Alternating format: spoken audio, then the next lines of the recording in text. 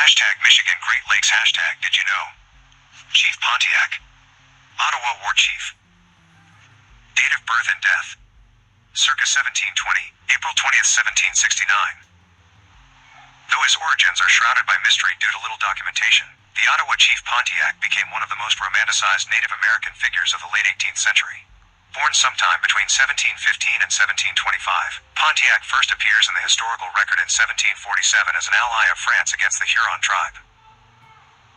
France's colonial strategy in North America involved forging alliances with various native groups to maintain control of the fur trade, while the various tribes competed with each other over the position of primary partner.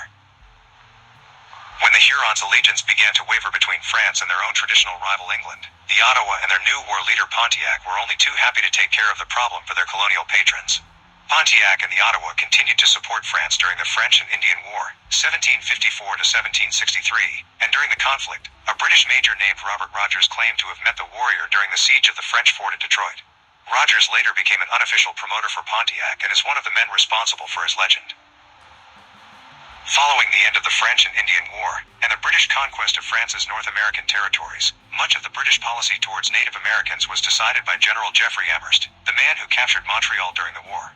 Amherst abandoned the French policies of gift-giving that many Native Americans were used to, and Amherst refused to treat France's former allies as the autonomous entities that they considered themselves.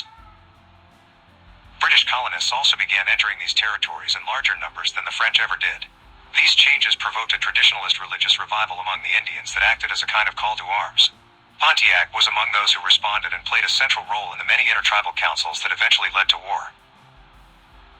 Despite hearing reports of Indian discontentment as early as 1761, Amherst continued with his hardline policies, constructing several forts in the Great Lakes region in violation of earlier treaties. Violence finally erupted 2 years later as Pontiac led his fellow Odawa and laid siege to Fort Detroit. That same summer, his allies in the Ohio country also laid siege to Fort Pitt, but this was ultimately unsuccessful, and is mostly notable for how the British infamously tried to present gifts infected with smallpox to their enemies. Though the plan was not particularly effective, it remains a striking example of early modern biological warfare. On July 31, 1763, the British attempted to break the siege, but Pontiac defeated them at the Battle of Bloody Run. The siege of Fort Detroit ended in failure, however, and Pontiac retreated into Illinois country, where his role transitioned from leading his warriors into battle to maintaining his loose coalition against the British. In this, he was successful, and rebellion continued out across the Illinois and Ohio country as well. Despite maintaining military dominance, British occupation of the rebellious territories failed to stem the tide of low-level violence, and so in 1766, Superintendent of Indian Affairs Sir William Johnson met with Pontiac to end the hostilities. In exchange for peace, the British pledged to adopt some of France's old policies when dealing with Native American tribes and promised to halt further settlement of the area, as coincidentally, the Royal Proclamation of 1763 formally banned any further colonization west of the Appalachian Mountains. As with his early life, Pontiac's life after the war is poorly documented. The only major event appears to have been an investigation into his role in the death of an English child during the siege of Fort Detroit, which ended inconclusively for lack of evidence. It is also clear that Pontiac lost much of his influence as peace returned, showing that his skills in wartime statesmanship were no longer needed. Pushed to the margins of society even by his own tribe, Pontiac lived the rest of his days in the French-speaking town of Cahokia, Illinois, where an anonymous warrior from the Peoria tribe assassinated him in what was likely a personal dispute. Pontiac was far from the only Native American leader in the war that bears his name, but his early successes, including his highly visible role as a diplomat, did cause the British to look to him as the central figure of the conflict. In addition, Robert Rogers, the British soldier he met during the French and Indian War, composed a short play about the warrior called Pontiac, or the Savages of America, which undoubtedly added to his legend. He has also lent his name to a number of towns in both the United States and Canada. Most famously, the story of Pontiac inspired an automobile brand name for the General Motors Company, which is based in Detroit. Hashtag Alcation Hashtag The More You Know Hashtag Michigan Chicago Did You Know? Jean-Baptiste Point du Sable, A Historical Account of an Immigrant's Entrepreneurial Spirit, by Beverly Beyer. Let's harken back to the 18th century and to a man known today as the father of Chicago. That man was born in the San Marc, also written Saint Marc and San Marc, region of Haiti in 1745.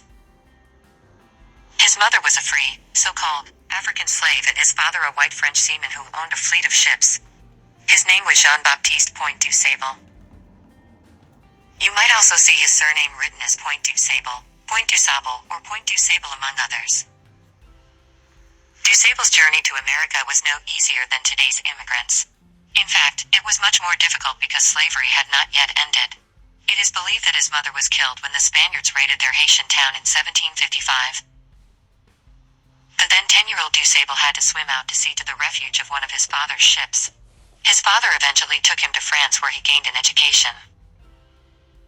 After his education, Jean-Baptiste was working on one of his father's ships, which had traveled from Haiti to the French-occupied territory of New Orleans. The ship got damaged and began to sink. Though injured, DuSable and his childhood friend, Jacques Clamorgan, swam to land only to find that the Spanish had taken control. DuSable's free papers, also called identity papers, were lost in his flee for safety. Fortunately, French Jesuits came to his rescue from possible enslavement. Still saddled with feelings of vulnerability, and seated with a desire for exploration, he and his friend Clamorgan decided to head north for safer territory.